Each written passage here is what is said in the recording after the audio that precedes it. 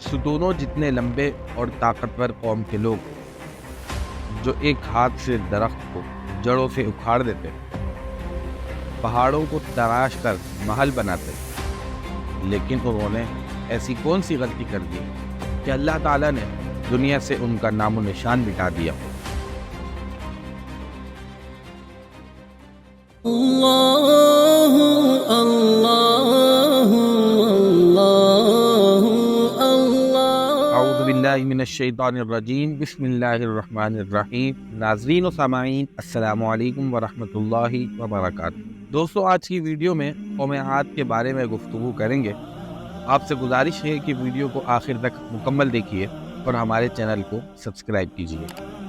طوفان نوح کے بعد قوم عاد ہی وہ قوم تھی جو سب سے پہلے کفر و شرک میں مبتلا ہو کر بتوں کی پجاری بنی۔ انہیں اپنے پتھروں کے خداؤں پر بڑا گھمنڈ تھا۔ ان کے معاشی حالات تو بہت عمدہ تھے، لیکن جہالت، گمراہی، جھوٹ، بے حیائی، باطل اقوال اور فاسد خیالات میں انہیں معاشرتی طور پر تباہی کے کنارے پر پہنچا دیا تھا۔ چنانچہ کفر و شرک کے سمندر میں غرق قوم عاد کی بداعمالیاں جب اپنی آخری حدود پار کر گئیں تو اللہ تعالیٰ نے انہی میں سے اپنے ایک نیک بندے حضرت ہود علیہ السلام کو پیغمبر بنا کر مبعوث فرمایا، اور اس قوم نے اپنے تکبر اور سرکشی کی وجہ سے حضرت ہود علیہ السلام کو جھٹلا دیا اور اپنے کفر پر ڈٹے رہے۔ حضرت ہود علیہ السلام ایک طویل عرصے تک اپنی قوم کو واعظ و نصیحت کرتے رہے۔ کبھی وہ انہیں اللہ تعالیٰ کی طرف سے عطا کردہ نعمتوں کی یاد دلاتے تو کبھی عذاب الہی سے ڈراتے، لیکن وہ بہرے اور اندھے بنے رہے۔ تاریخی کتب میں ہے کہ حضرت ہود علیہ السلام مسلسل 50 برس یا اس سے بھی زیادہ درس و نصیحت میں مصروف رہے۔ قوم عاد کے 13 قبائل میں سے لقمان اور خلجان نامی قبائل نہایت طاقتور تھے اور انہیں حکمران کی حیثیت حاصل تھی۔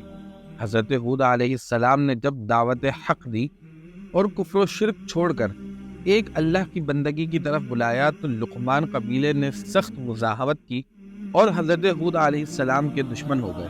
اس کے برعکس دوسرے قبیلے خلجان نے حضرت ہود علیہ السلام کی باتوں پر غور و خوض کیا اور ان میں سے اکثر جلد ہی آپ کی دعوت کو قبول کر کر ایمان لے آئے۔ حضرت ہود علیہ السلام نے اپنی قوم کو راہ حق پر گامزن کرنے کی ہر ممکن کوشش کی، مگر قوم نے ان کی دعوت قبول کرنے سے انکار کر دیا تو بالآخر انہوں نے بارگاہ الہی میں مدد کے لیے دست دعا دراز کیے، جسے قرآن مجید میں یوں بیان فرمایا کہ نبی علیہ السلام نے دعا کی کہ اے پروردگار، انہوں نے مجھے جھوٹا کہا پر تو میری مدد فرما۔ اللہ تعالیٰ نے اپنے نبی کی فریاد کے جواب میں فرمایا، اے نبی، یہ بہت جلد اپنے کیے پر پچھتانے لگیں گے۔ اللہ تعالیٰ نے اپنے نبی کی دعا قبول فرمائی اور قوم عاد پر عذاب کی ابتدا ہو گئی۔ بادلوں کے فرشتے کو حکم دیا اب بارش نہ برسائی جائے۔ چشموں کے فرشتے کو حکم دیا کہ ان کے ٹھنڈے، میٹھے اور شفاف پانی سے لبریز چشموں اور آبشاروں کو خشک کر دو۔ چنانچہ دیکھتے ہی دیکھتے ان کے سرسبز و شاداب کھیت و کھلیان سوکھنے لگے اور مویشی مرنے لگے، یہاں تک کہ لوگ پینے کے پانی تک کو ترس گئے۔ کثیر تعداد میں پیدا ہونے والا پھل اور اناج ناپید ہو گئے۔ پوری قوم خشک سالی کا شکار ہو کر بدحالی اور پریشانی میں مبتلا ہو گئی۔ یہ مسلسل 3 سال تک جاری رہا۔ حضرت ہود علیہ السلام اپنی قوم کی یہ پریشانی دیکھ کر افسردہ ہوئے اور بہت زیادہ پریشان رہنے لگے، اور پھر ایک دن انہوں نے اپنی قوم سے فرمایا، اے میری قوم، تم اپنے پالنے والے سے بخشش مانگو، اس کے آگے توبہ و استغفار کرو، وہ تم پر آسمان سے موسلا دار میغ برسائے گا اور تمہاری طاقت و قوت میں اضافہ فرمائے گا، اور دیکھو کہ گنہگار بن کر روگردانی نہ کرو۔ بہرحال حضرت ہود علیہ السلام کے لاکھ سمجھانے کے باوجود اس قوم پر کوئی اثر نہ ہوا، بلکہ نہایت ڈھٹائی کا مظاہرہ کرتے ہوئے کہنے لگے کہ ہم محض تیرے کہنے پر اپنے آباء و اجداد کے اور اپنے ان معبودوں کو کیوں چھوڑ دیں۔ عذاب الہی کے ابتدائی مراحل میں ہی خشک سالی نے قوم عاد کی حالت کو ابتر کر دیا۔ چنانچہ ان کے سرداروں اور دانشوروں نے اس سے نجات پانے کے لیے مختلف تدابیر پر غور و خوض شروع کر دیا۔ بالآخر انہوں نے بیت اللہ جا کر دعا کرنے کا ارادہ کر لیا۔ وفد بیت اللہ شریف گیا اور بارش کی دعائیں مانگنے شروع کر دی۔ اب تھوڑی ہی دیر گزری تھی کہ اللہ تعالیٰ کی طرف سے آسمان پر 3 رنگوں کے بادل بھیج دیے گئے، جن میں ایک سفید تھا، دوسرا سیاہ اور تیسرا سرخ۔ اس کے ساتھ ہی آسمانوں سے ندائی غیبی آواز آئی، اپنے اور اپنے قوم کے لیے ان تینوں میں سے کسی ایک کو پسند کر لو۔